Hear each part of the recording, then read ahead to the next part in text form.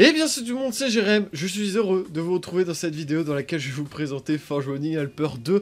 Oui, le logiciel que j'ai tant teasé sur Twitter et un petit peu aussi sur Discord. Donc, qu'est-ce que Forge Warning Helper 2? Alors c'est un logiciel qui est censé vous aider à avancer un peu plus vite avec Forge. Alors ça va pas vous générer du code à la mCreator dégueulasse, ça va pas non plus vous générer des trucs tout faits. La simple chose que ça va vous aider, c'est du niveau des JSON. Alors vous savez peut-être, mais tous les items et blocs ont des JSON à chaque fois. Un bloc a 3 JSON, le bloc state, le modèle item du bloc et le modèle du bloc tout court. Ça commence à faire beaucoup. Moi, j'en ai un peu marre, surtout quand dans Dofuscraft, on en avait 26 000 d'items à faire à chaque fois, chaque mob, bon, ça en ajoute 4. Enfin, je veux dire, ça va très vite. Donc j'ai fait, bon, on va faire Forge Warning Helper. J'ai fait une première version, que j'ai déjà montré en live il y a très longtemps, et cette version était un petit peu buggée, elle crachait, etc. J'en ai fait une seconde, qui est donc Forge Warning Helper 2.0, mais celle-là, vous la verrez jamais. Je vous la montre juste quand même vite fait. C'est en fait le prédécesseur de ce que je vais vous présenter aujourd'hui. Et en fait, ça, c'était l'évolution. Elle est beaucoup plus optimisée, mais ça s'arrête là. En fait, il n'y a que cette interface. Bon, vous direz c'est déjà pas mal.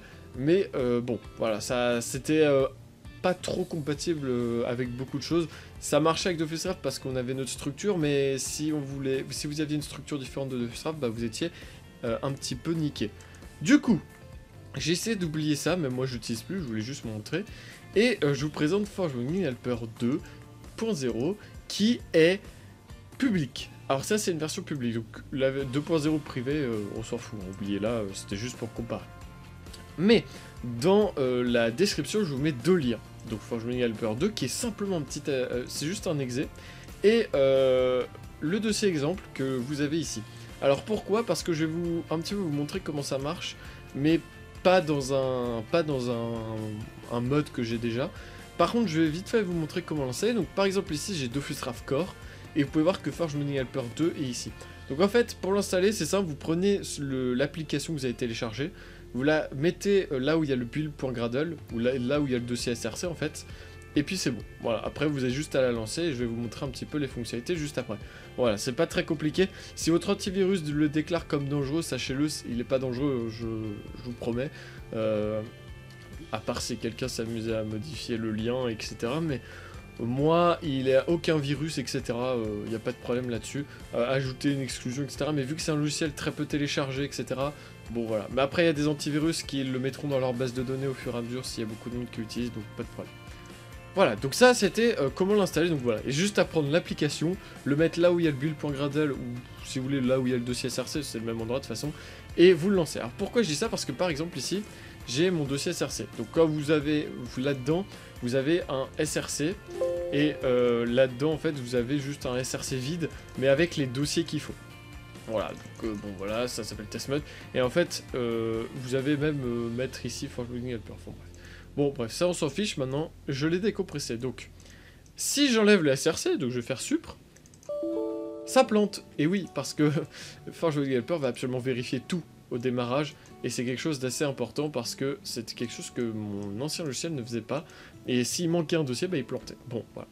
Bref, du coup, je vais le lancer maintenant que j'ai un dossier SRC, et il y a quelque chose déjà de très intéressant, c'est que maintenant, le mode ID est déterminé automatiquement. C'est-à-dire que si par exemple, j'ouvre ce dossier SRC ici présent, qui est donc le dossier SRC ici, sur le bureau. Je vais dans Main, Ressources, Assets. Ici, j'ai un dossier, qui est donc normalement le dossier avec le mode ID, et Test Mode. Ça veut dire que mon mode ID, c'est ça. Alors, si jamais dans le code, enfin, si jamais c'est différent, en fait, pour vous, et qu'au final, ça vous va pas, ou un truc comme ça, vous pouvez changer à tout moment là-dedans. Pas de problème là-dessus. Donc, TestMod, donc lui, il va vérifier jusque-là. Plusieurs choses. S'il n'y a pas de dossier, ou s'il y en a deux, ici, par exemple, si j'en remets un autre, tac, et que je lance le logiciel, toc, toc, il va me dire, il y en a, et soit il n'y en a pas, mais ici il y en a, soit il y en a plusieurs, il y en a plus que un. Du coup, le logiciel peut pas déterminer le mode automatiquement, il ne sait pas choisir lequel des deux, et il va pas faire un random. Donc du coup, vous avez juste à le faire vous-même. Donc par exemple ici, je vais remettre test mode. Voilà. Donc, bon, je vais supprimer le nouveau dossier parce qu'on s'en fiche. Mais, une fois que ça c'est fait, vous avez votre mode idée de saisie. Vous choisissez le type d'objet que vous voulez générer. Donc par exemple, moi je générais, je sais pas, un item qui a la gueule d'un outil, qui a le rendu d'un outil. Je vais l'appeler, j'en sais rien moi, une Emerald Pickaxe. Voilà, moi j'ai mis, on va dire que j'ai mis ça dans le code comme idée. Et je vais cliquer sur générer. Voilà, c'est fini.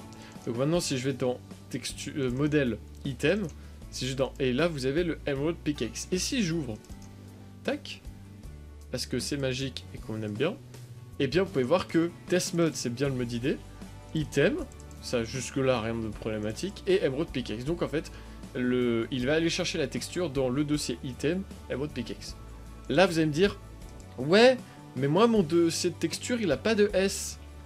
Et là je vais tout de suite vous répondre, ce n'est pas un problème. En fait, ce qu'il y a de bien je trouve, enfin forcément je l'ai créé, mais ce qu'il y a de nouveau par rapport aux anciennes versions, c'est que vous avez déjà un bouton option.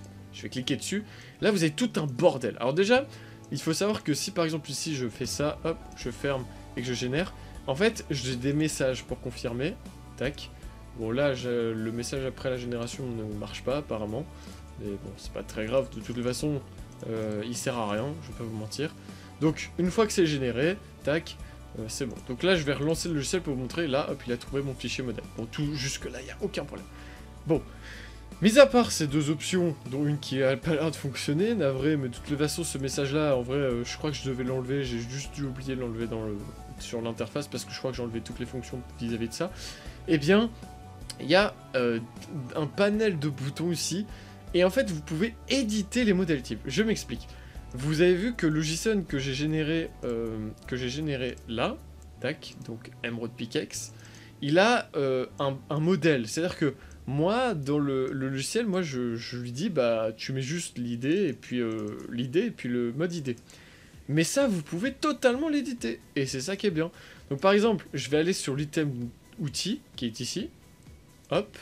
Et là, en fait, c'est exactement ce que je viens de vous montrer, sauf que là, il y a les variables à la place. Donc, en fait, vous pouvez remplacer les variables, vous pouvez déplacer les variables, etc., n'importe où. Donc, par exemple, le layer 0, eh bien, je lui ai dit que machin, c'est le mode idée. Ça, normalement, on ne devrait pas y toucher. Par contre, par exemple, je sais pas, vous avez décidé que votre texture n'était pas dans item, mais elle était dans item sans S. Bah voilà. Et là, en fait, quand vous allez fermer, ça va automatiquement sauvegarder. Et en fait, quand je vais générer, donc par exemple, je vais en mettre, hop, je ferme tout. Et là, je montre quand même, il y a bien le S qui est item. Hein. Je vais prendre Forge Woodsing Helper, je vais lui mettre un truc random, donc je vais mettre Emerald Axe, pour lui dire, bah, c'est hop, je génère, tac, je confirme. Donc là, elle va générer, tac. Et là, vous pouvez voir que j'ai mis un bloc. Autant pour moi. Là, donc, je remets outil. Axe, voilà, je vais juste mettre axe, générer, oui. Donc là, il va se remettre, tac, on s'en fiche. Si je l'ouvre, et là, vous pouvez voir que item n'a pas de S. Voilà, il n'a pas de S. Donc en fait, ce qu'il fait, c'est qu'il lit toutes vos configurations et il remplace les variables. Alors, une chose importante pour ceux qui vont s'amuser à éditer les variables, c'est que ne mettez pas autre chose que ça. En fait, à la génération, ce qu'il fait, c'est qu'il va regarder les chaînes de caractères et il va uniquement remplacer ces bouts de code. Voilà. Et du coup, ben, s'il remplace ces bouts de code, ben, si vous mettez une lettre en trop, etc., ou un % en moins, ben, il va pas fonctionner. Bref, ça fonctionne et ça, c'est cool. Donc ça, c'est quelque chose de très long qui m'a pris beaucoup de temps à faire, parce qu'en fait, il a fallu penser à plein de choses, mais ça fonctionne.